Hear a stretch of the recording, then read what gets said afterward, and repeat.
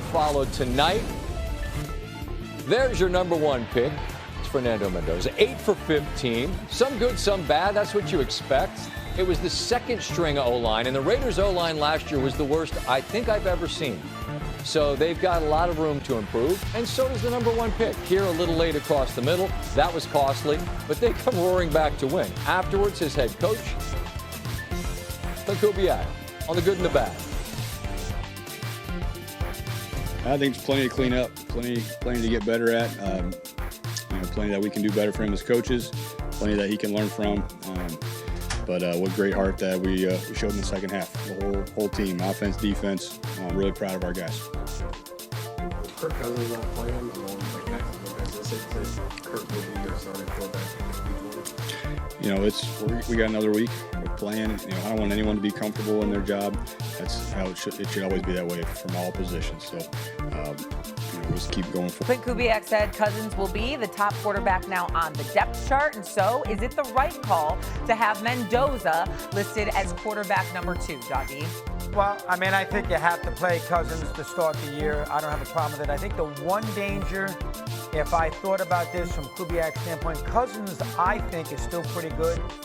And so as a result, if they get off to a good start and he's playing well, you got to play Mendoza eventually. What are you going to do, take him out? Yeah. It's almost like the Kurt Warner-Eli thing with Coughlin a long time ago when they were 5-4, benched Warner, brought Eli in. They fell apart because they had to get him organized. But they basically looked at the bigger picture, not just that single battle. And I think in a lot of ways, maybe you could make the argument that the Raiders could be in the same boat because I still think Cousins is decent. Now, I might be wrong, and he might just be a caregetter for a couple games, and here's Mendoza.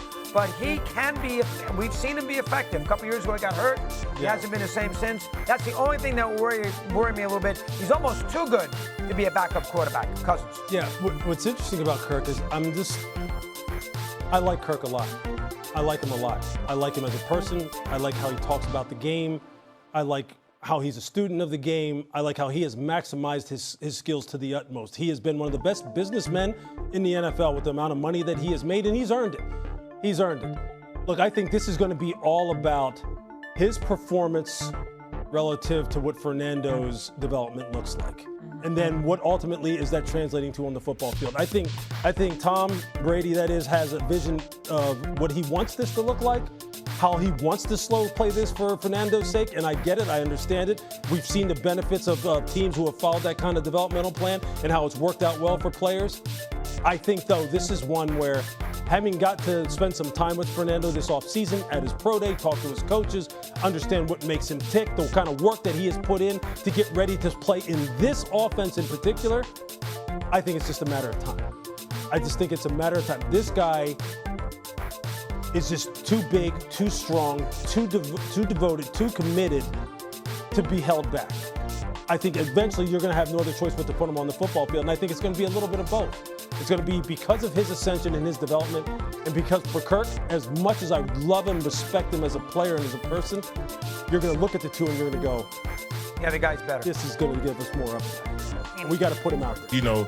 You play great one game and then 2 games you off. You know what I mean? Like, they need that consistent quarterback play. I'm talking about to be able to win a Super Bowl. Like, they have the defense for it. They just got to get the quarterback play right, bro. Houston's serious, bro. Yeah, and they got all the weapons too. They got all the weapons. I know they just lost Higgins, to an ACL injury. I'm not sure if they're bringing another veteran presence to come in there and maybe fill that void, because Higgins was a very strong number 2. He came on really strong towards the end of the season last year. So you got Tank Dell back, who's looked good all camp. Obviously, Nico Collins, one of the better receivers in the NFL. So there really shouldn't be any excuses. You got David Montgomery out there, out there in the backfield now from Detroit to take some of that pressure off of you, being able to run the ball so you ain't got to sit back there and throw it 60 times a game. So it ain't no excuses. This is their year. Can you be consistent? Not only that, but be consistent when it matters most. Right. All the top quarterbacks, they paying the big bucks for a reason, because when it matters most, they can get us over the hump. Yeah. Hey, y'all ain't gonna Mendoza gonna be all right, because y'all know he got a decent run game. Y'all ain't gonna say nothing about Mike Washington Jr. breaking. He had 56 yards, 9 carries. He broke it. He played well, yeah. He played well the first game. Hey, Joe, That number 30? Is he number 30? I think he is number 30. Mike running back, number 30. Yeah. Yeah. That boy Tony. How you know him, Joe? What, he from Arkansas? Yeah, he a hog, man. He a hog. You know, it ain't but a few of us, Ocho, so we got to keep up with them, make sure they, you know what I mean, doing what they supposed to be doing. But he out there doing his thing. Yeah. Okay. Yeah. And they got Rike's brother. That's Rike Ogunbowale. Yeah. That's her brother. Oh, really? Okay. But Houston running the football with Woody Marks. You know, as Ocho mentioned, they got David Montgomery. Hutchinson played well for him last year. So I'm not overly concerned about the skill position around CJ. I'm just worried about CJ. I just need CJ to play like he did his rookie season. But sometimes I think he started reading the press. I think because we hadn't seen a rookie play that well, because he was phenomenal. There ain't no ifs and buts about it, no maybes. He played phenomenal, and I think he started listening to the press started reading. Right. We say press clippings, but he started listening at social media. Everybody was telling him how great he was, and he started to feel like he was great. Because here he is in this second year telling, hey, if you need anything, hey, holler at your boy. I got you. Huh? Hey, he thought he had it figured out. Yeah. Well, boy, this game will humble you. Just when you think it's figured out, you got it figured out. Quick. Yeah. Every week is a different challenge, Joe. Every week is a different challenge. Imagine, bro. I think especially from being a quarterback, because you're going to see so many different coverages and looks, and you got to identify them and be able to process them on the fly and be able to make plays. I know that's tough, bro. Yeah. You got a lot on your plate. You got a lot on your plate. And because you have the ball on every single play, for the most part, nobody really does the wildcat.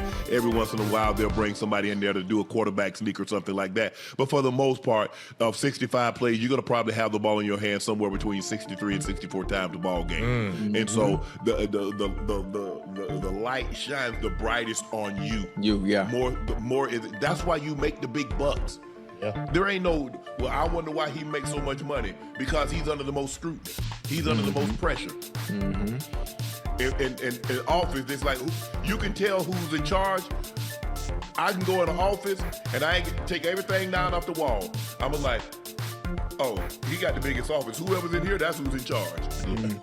Yeah. Okay, who has the ball the most in their hands? That's who has the most responsibility. Yeah. Okay.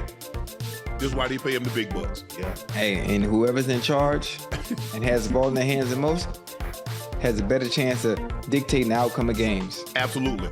And that's where they get the big bucks. Yes. But look, he's heard everything. I mean, he think about it, Joe. Man, that man heard the noise so much, that man cut his hair. Yeah. Facts.